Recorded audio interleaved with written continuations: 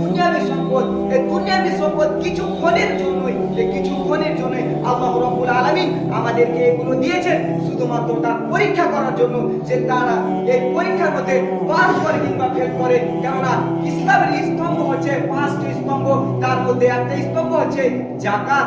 যে ব্যক্তি এই যাকাত দেবে না, কারণ যে ব্যক্তির সেই স্বর্ণ অর্থাৎ 85 গ্রাম হয়ে যাবে, সে স্বর্ণের মধ্যে থেকে তাকে 2.5% দিয়ে দিতে হবে। সে যদি যাকাত ভালোভাবে আদায় করে তাহলে সে হয়তো পাস করে যাবে, কিন্তু যদি সে যাকাত না আদায় করে তাহলে তাকে হয়তো সেই কিয়ামতের দিনে এই কারণেই হয়তো দোজখে যেতে হতে পারে। তাই এই দুনিয়াবী জীবন হচ্ছে পরীক্ষার জীবন। তারপর আল্লাহ সাল্লাল্লাহু আলাইহি ওয়াসাল্লাম বলেন, সে কবর ডেকে বলে, আনা বাইতুল কুরবা, আমি অপরিচিত ঘর। এই দুনিয়ার মধ্যে একজন মানুষ আরেকজনের বাড়ি গেলে সে বাড়িতে গিয়ে বুঝতে পারে যে ঘরটাতে বেড রয়েছে, এসি রয়েছে, ফ্রিজ রয়েছে, হয়তো এটা বেডরুম হতে পারে। যে ঘরে উনান রয়েছে, গ্যাস সিলিন্ডার রয়েছে, হয়তো এটা কিচেন হতে পারে। কিন্তু কবর এমন এক জায়গা যেখানে আপনাকে একাই থাকতে হবে, যেটা হচ্ছে অপরিচিত ঘর। সেখানে শুধু পাশে মাটি ছাড়া আর কিছুই থাকবে না।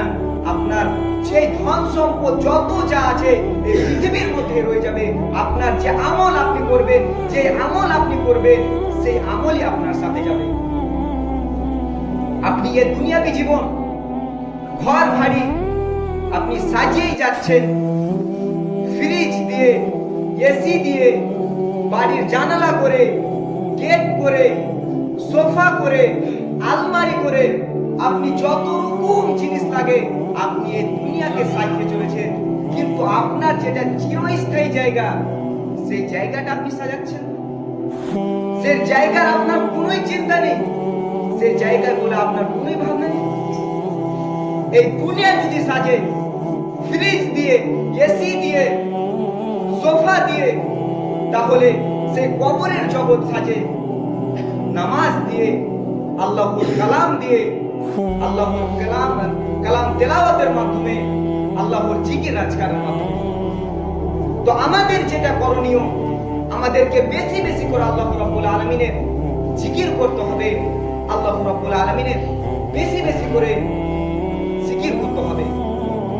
হযরত উসমান রাদিয়াল্লাহু তাআলা আনহু, যিনি এই বিশ্বের খলিফাতুল মুসলিমিন, এই বিশ্বের তৃতীয় খলিফা, সেই উসমান রাদিয়াল্লাহু তাআলা আনহু যখন কবরের সামনে দাঁড়াতেন তখন বাবাকা এত কান্না করতেন হাত্তা ইয়াবুল্লা লিহয়াতাহু, তার কান্নার কারণে তার দাড়ি পর্যন্ত ভিজে যেত। সেই উসমান রাদিয়াল্লাহু তাআলা আনহু, যে উসমান রাদিয়াল্লাহু তাআলা আনহুকে তাকে এই দুনিয়াবী জীবনে, এই দুনিয়াতে জান্নাতের সার্টিফিকেট দিয়ে দেওয়া হয়েছিল, সেই উসমান রাদিয়াল্লাহু তাআলা আনহু যখন কবর দেখতেন এত কান্না করতেন যে তার কান্নার ফলে তার দাড়ি পর্যন্ত ভিজে যেত।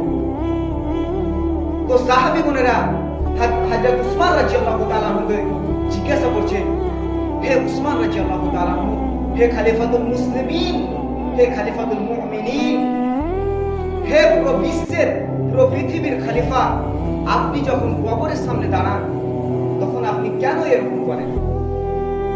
তখন হযরত উসমান রাদিয়াল্লাহু তাআলা আনহু উত্তর দিচ্ছে যে এই কবর হচ্ছে আউয়ালু মানজিলুল আখিরাহ, আখিরাতের প্রথম মঞ্জিল। মান নাজা মিনহু, যে এখানে নাজাত পেয়ে যাবে, যে এখানে ছাড় পেয়ে যাবে, সে সব জায়গাতে ছাড় পেয়ে যাবে। কিন্তু যে এখানে ধরা খেয়ে যাবে, যে এই প্রথম মঞ্জিলে ধরা পড়ে যাবে, তার জন্য পুরো জায়গাটাই হচ্ছে তার সেখান থেকে সে ধরা খেতে সে চলে যাবে।